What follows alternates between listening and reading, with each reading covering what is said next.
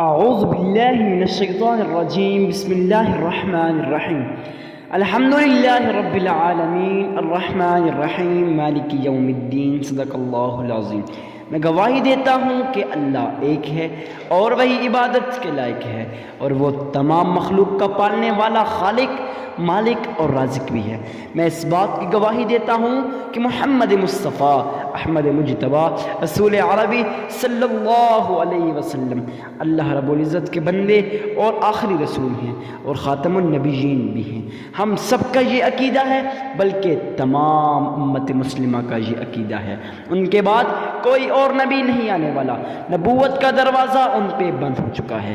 معزز سامعین کرام، آج ہم آپ کے سامنے ایک ایسا نایاب، پاورفل، مجرب اور آزمودہ وظیفہ لے کے حاضر ہوئے ہیں۔ یقین جانیں، اللہ والے فرماتے ہیں جب بھی آپ پہ کوئی مصیبت آئے، کوئی پریشانی آئے، کوئی ٹینشن آئے، تو آپ لوگ اس نایاب تسبیح کو پڑھ لیں، پھر دیکھیں میرے رب کے معجزات۔ اب معزز سامعین کرام، اکثر لوگوں کا سوال یہ ہوتا ہے، ٹھیک ہے ہم وظائف تو کر لیں گے مگر وظائف اثر نہیں کرتے۔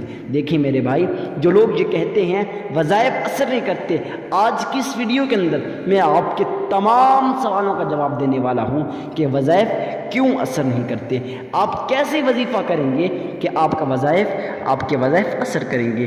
معزز سامعین کرام، اللہ والے فرماتے ہیں نا کہ جب آپ وظیفہ کریں اس سے پہلے اپنے ذہن کو صحیح کر لیں، اپنے دماغ کو صحیح کر لیں، اپنے دماغ کے اندر ایک بات کو بٹھا لیں کہ انشاءاللہ میرا یہ وظیفہ قبول ہوگا۔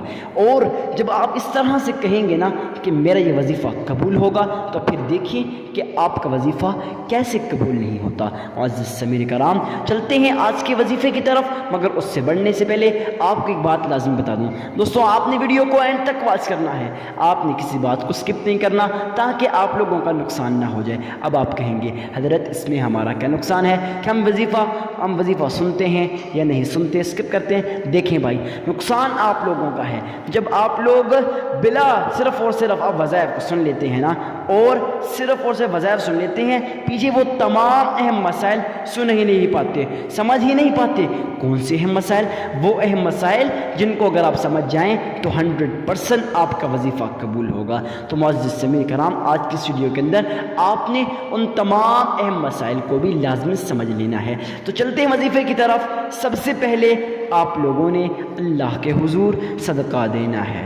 جب بھی آپ وظیفہ کریں اس سے پہلے صدقہ لازمی دے دیا کریں۔ اب صدقہ دینے سے کیا ہوتا ہے معزز سامعین کرام؟ صدقہ دینے سے یہ ہوتا ہے کہ آپ کے تمام جو بھی مصیبتیں ہیں، جو بھی پریشانیاں ہیں، جو بھی ٹینشنیں ہیں، جو بھی بلائیں ہیں، وہ بلائیں، وہ مصیبتیں، وہ پریشانیاں، وہ ٹینشنیں جڑ سے ختم ہو جاتی ہیں۔ اب معزز سامعین کرام، اکثر لوگ صدقہ تو دیتے ہیں مگر وہ اس چیز کی غلطی کرتے ہیں کہ ان کے ذہن کے اندر کافی زیادہ خیال ہوتے ہیں۔ وہ خیال یہ ہوتے ہیں، وہ کہتے ہیں کہ بھائی لوگ مجھے اللہ کا ولی کہیں گے، لوگ مجھے متقی کہیں گے، لوگ مجھے پرہیزگار کہیں گے، اس وجہ سے وہ وظائف اثر نہیں کرتے۔ تو معزز سامعین کرام، آپ لوگوں نے جب بھی وظیفہ کرنا ہے اس سے پہلے آپ لوگوں نے اللہ کے حضور اپنے اس تمام مسائل کو، اپنی ان تمام جو باتیں ہیں نا، ان کو دور کر دینا ہے۔ تو اب یہ باتیں کیسے دور ہوں گی؟ دیکھیں، سب سے پہلے جب آپ صدقہ دے رہے ہوتے ہیں اس وقت آپ کے ذہن میں یہ خیال ہو کہ میرے صدقے سے کسی غریب مسلمان بھائی کی مدد ہو جائے گی، تو پھر دیکھیں کہ آپ کے وظائف کیسے اثر نہیں کرتے، آپ کا صدقہ کیسے اثر نہیں کرتا۔ تو خیر معزز سامعین کرام، اس طرح سے آپ لوگوں نے اللہ کے حضور صدقہ دینا ہے۔ تو صدقہ کتنا دینا ہے، کس کو دینا ہے، تو اس کو سمجھ لیجئے گا۔ صدقہ آپ نے کسی غریب، کسی مسکین، کسی عاجز، کسی فقیر اور کسی لاچار کو دینا ہے۔ معزز سامعین کرام، صدقہ ان لوگوں کو کیوں دینا ہے؟ اس لیے دینا ہے کیونکہ یہ لوگ آپ کے صدقے کے محتاج ہوتے ہیں۔ جب آپ لوگ ان کی مدد کرتے ہیں نا، یقین جانیں میرا رب آپ کی مدد کرتا ہے، آپ کو غیب کے خزانوں سے رزق عطا کرتا ہے، آپ کو ایسی جگہ سے رزق عطا کرتا ہے جہاں سے آپ کا وہم و گمان بھی نہیں ہوتا، آپ کے ذہن میں بھی نہیں ہوتا ارے بھائی اتنا رزق آیا مگر کہاں سے آیا، کیسے آیا، تو میرا رب آپ کو عطا کر لیتا ہے۔ تو معزز سامعین کرام، صدقہ کسی غریب، کسی مسکین، کسی عاجز، کسی فقیر اور کسی لاچار کو دینا ہے۔ نمبر 1 مسئلہ تو یہ تھا۔ نمبر 2 بات یہ ہے کہ صدقہ ارے بھائی دینا تو ہے مگر کتنا دینا ہے۔ اکثر لوگ صدقہ دیتے وقت کنفیوز ہو جاتے ہیں کہ حضرت ہم نے صدقہ دینا ہے مگر کتنا دینا ہے۔ دیکھیں جتنی بھی آپ کی استطاعت ہو اپنی استطاعت کے مطابق صدقہ دیجئے۔ اگر آپ لوگوں کی استطاعت 1 روپے 1 آنے کی ہے آپ وہ بھی اللہ کی راہ میں خرچ کیجئے۔ اس میں شرمانے کی کیا بات ہے بھائی؟ کیا لوگ کہیں گے، لوگ مجھے کہیں گے کہ بھائی اس نے صرف 1 روپے دے دیے 1 آنا، نہیں بھائی، لوگوں کو چھوڑیں، جتنی بھی آپ کی استطاعت ہے اس کے مطابق صدقہ دیجئے۔ اب صدقہ دینا ہے مگر اس کے بعد کیا کرنا ہے؟ صدقہ دیتے وقت اس چیز کا خیال لازم رکھیے گا کہ ایک ہاتھ دے دوسرے ہاتھ کو پتہ بھی نہ چلے۔ اس سے مراد یہ ہے کہ تاکہ بار بار اس بات کو اقرار مت کیجیے گا کہ میں نے صدقہ دے دیا۔ صدقہ دینے کے بعد اللہ کے حضور آپ لوگوں نے درود ابراہیمی کو پڑھ لینا ہے۔ درود ابراہیمی کو کتنی بار پڑھنا ہے اور کیسے پڑھنا ہے اس چیز کو غور کے ساتھ سمجھ لیجئے گا۔ معزز سامعین کرام، درود ابراہیمی کو آپ لوگوں نے اللہ کے حضور 3 مرتبہ پڑھنا ہے۔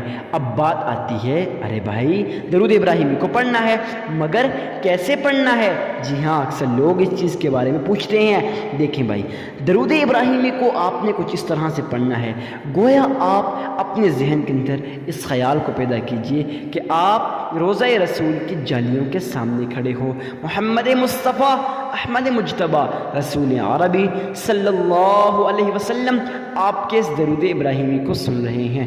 جی ہاں، جب آپ لوگ اس طرح سے پڑھیں گے نا، یقین جانیں پھر آپ کا درود ابراہیمی بھی قبول ہوگا، پھر آپ کے وظائف بھی اثر کریں گے، پھر آپ کا صدقہ بھی قبول ہوگا۔ درود ابراہیمی کو پڑھنے کا صحیح طریقہ یہ ہے کہ گھر کے کسی کونے میں بیٹھ جائیے گا، وہاں بیٹھ کے تنہا جب انسان ہوتا ہے اس کا تعلق اس کے رب کے ساتھ جڑ جاتا ہے، اس وقت وہ جو دعا مانگتا ہے اس کی دعا قبول ہوتی ہے۔ تو اس لیے میں کہتا ہوں کہ تنہا بیٹھ جائیے گا، اس کے بعد درود ابراہیمی کو پڑھیے گا۔ اب درود ابراہیمی کو کتنی بار پڑھنا ہے اور کیسے پڑھنا ہے؟ تو معزز سامعین کرام، درود ابراہیمی کو آپ نے کچھ اس طرح سے پڑھ لینا ہے: اللہم صلی علی محمد وعلی آل محمد كما صليت على إبراهيم وعلى آل إبراهيم إنك حميد مجيد اللهم بارك على محمد وعلى آل محمد كما باركت على إبراهيم وعلى آل إبراهيم إنك حميد مجيد۔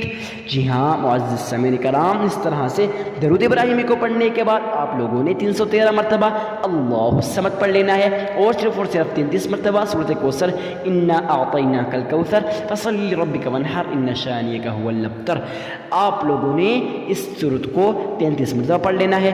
جب آپ پڑھ لیں گے آپ کا عمل مکمل ہو جائے گا۔ میں یقین کے ساتھ کہتا ہوں آپ کو ویڈیو بہت پسند آئی ہوگی۔ ویڈیو کو لائک کر کے چینل کو سبسکرائب کرنا مت بھولیے گا۔